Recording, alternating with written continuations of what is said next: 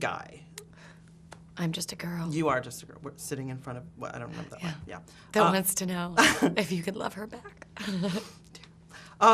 But when I was watching the film last night, I noticed there was a lack of female undergarment situation things going on. Yes. Now, what is that like? Because I know, like, women need that kind of thing. But was that freeing? Was that weird? Well, it's 70s to not wear a bra, so that was something that, you know, I could never argue in the costumes. I was like, yeah, but this is white, and it's tight. Yeah, but it's 70s. All right.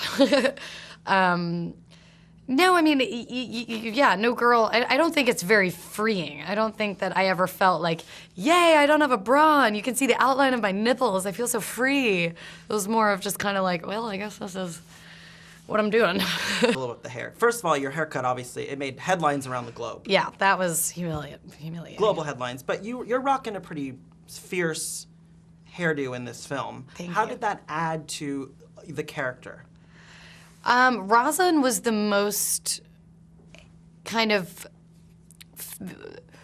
with every, the most like dependent on hair, makeup, and nails to create Rosalind. I've never done that as much with any other character. Has another character been as kind of dependent and created kind of from that before? But her hair was everything, because I was telling David when I read the script, and I was describing who I thought Rosalind was. I was like, she watches TV from the time she wakes up till she goes to bed. She buys things off TV. She watches every infomercial. She's always has makeup on because she's always watching the makeup tutorials and how to do your own makeup and how to do your own hair.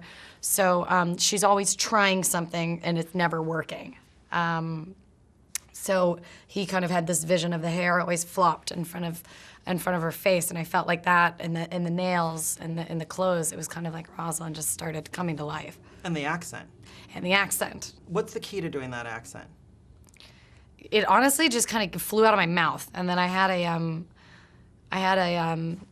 what's it called? A dialect coach who helped me because I didn't know what I was doing. I'm from Kentucky. I was basically just mimicking Jersey Shore, but we did have an issue because we were shooting in Boston, so I would hear the Boston accent, and that would be sometimes coming out.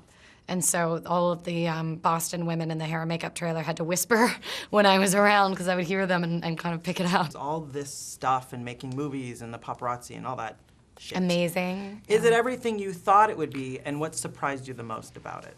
No, it's not everything that you think it's going to be, because you think it's going to be annoying and then it kind of turns out to be scary.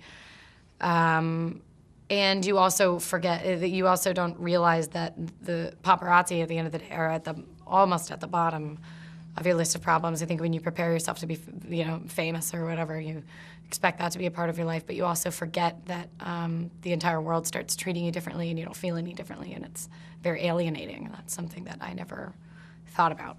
Awesome. Well, I like you. Well, thank you.